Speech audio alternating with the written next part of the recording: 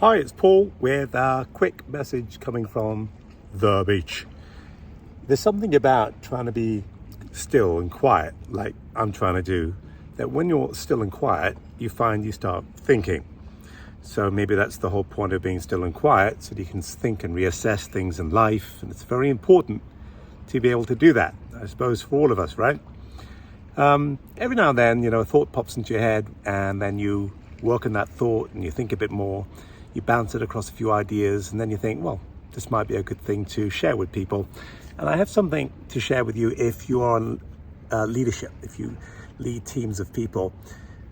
Sometimes when we lead teams of people, especially when we're new to the role, we misunderstand our role in leadership. We think that leadership is all, again, I've said this before, all about being served, yeah? Somebody serving you, giving you what you demand or expect. And sometimes people who are new in leadership are often very disappointed in the fact that the team seems to be so unappreciative.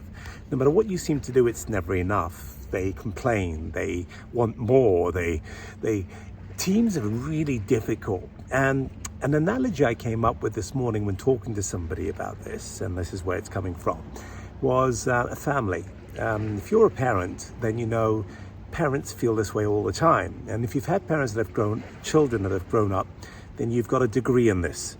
And if you just think about what you did as a parent and think, well, you're a parent again, when you run teams of people, often, if you're doing your job effectively, what's happening is they're seeing you as the parent, which means you end up in a very similar situation where they don't appreciate what you've done, they want more, they don't communicate, or they go to dad instead of to mum when they can't get what they need to get. So they decide to go to the easiest route with least resistance, which really infuriates you when, for example, they should have come to you first. And if you think about it that way, I'm not saying this is the way to manage people, like children and parents. What I'm saying is, think of it as being, that's the way it is when you're running teams of people. You're a parent again. In other words, the expectations have to be realistic.